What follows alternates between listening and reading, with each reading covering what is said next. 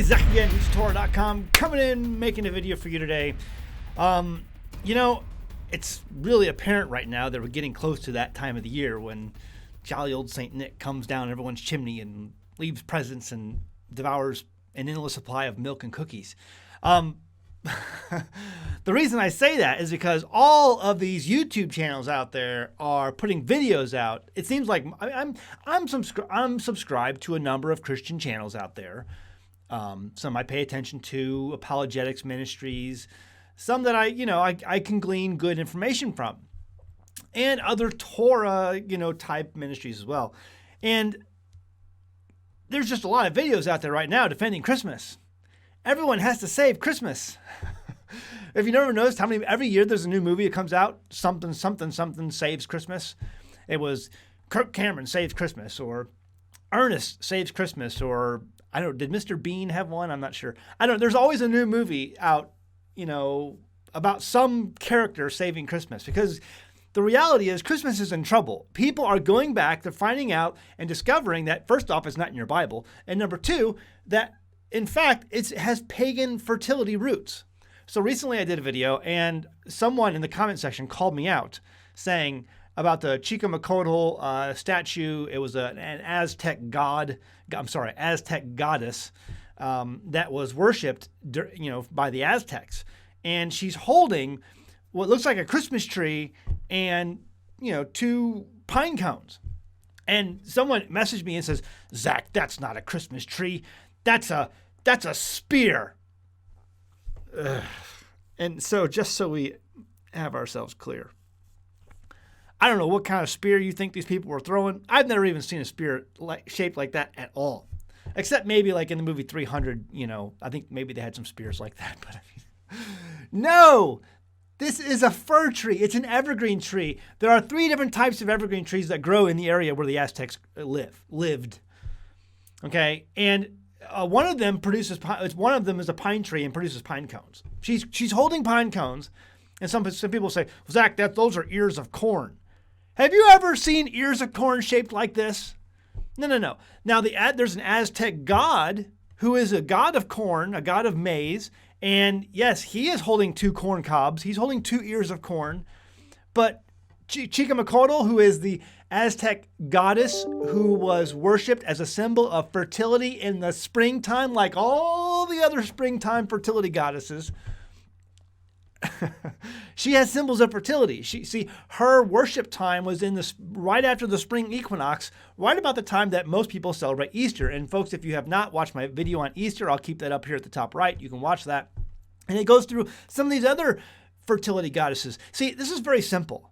Very, very simple. See, at the time of the Tower of Babel, everyone spoke one language, and they all worship pagan false gods. And see, God comes down and confuses the languages. Everyone there still retains the knowledge they had, and they still worship the gods they have, but now they all go by different names. And as these people separate throughout the entire earth, they change the characteristics, the attributes of these gods and goddesses take on different meanings and different characters. They change a little bit. They change here and there. But for the most part, they all remain the same, meaning the times they're worshipped. Most of the gods are worshipped in the winter solstice time. Most of the goddesses are worshipped in the spring equinox time. For the most part, that's true. And so you have a goddess like Chicomecoatl, who is a goddess of agriculture and fertility, and she is worshipped in the springtime right after the spring equinox. Information's available all over online, folks. You can go check it out yourself. And she's holding what some people are claiming it's a spear, Zach. It's not a spear. Have you ever seen a spear shaped like this? No. The Aztec spear was oval shaped and it had obsidian around it. We know this for a fact. We have found examples of this. In fact, the last actual example that was actually used by Aztecs was lost in a fire in Spain, like in the 1800s or something. But see, we've had actual physical evidence of what their spears looked like, and there was no, evergreen tree spear ever discovered.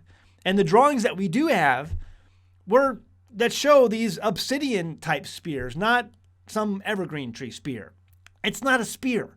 If someone's telling you that it's a spear, they're doing so because they really want to save Christmas.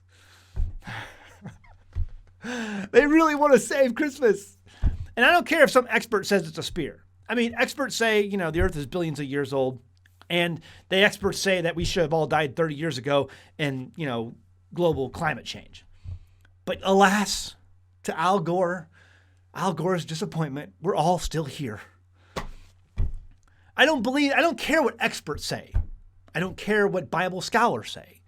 I can think for myself. I have that shirt, that says common sense isn't so common anymore. It's not. Because if you look at this, it's obvious she's holding two symbols of fertility, a fertility goddess worshipped in the spring when all the other fertility goddesses around the world are worshipped. And she has two symbols of fertility in her hands. Just like, listen, pine cones, bunny rabbits, eggs, fir trees, they've all been used ad nauseum as symbols of fertility for thousands of years by different pagan cultures. And so if you see one with an obvious, fir tree or pine cones in a whole being held by a goddess who was worshipped in the springtime, if you can't come to the same conclusion I'm coming to,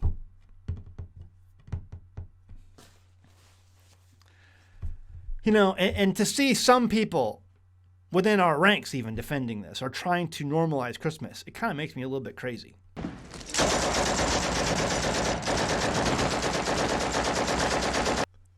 I promise that's the last Full Metal Jacket reference I'll make. I just can't help myself sometimes. I'm just saying, if you're still defending Christmas, it's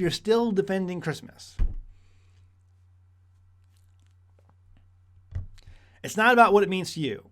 What does the Father, the Most High Creator of heaven and earth, feel about these things? You can't make adultery, murder, or homosexuality Christian. You can't Christianize those things and think that they're okay. It's the same way with false idol worship and the practices of false idol worship. You can't Christianize false idol worship, just like you can't Christianize abortion, murder, adultery, homosexuality, bestiality. It's all still an abomination. It's all still wickedness. But if you think you can, if someone's telling you can, you better reevaluate who y'all are listening to. Again, everyone's trying to save Christmas. And there's lots of videos out there on YouTube land trying to defend Christmas.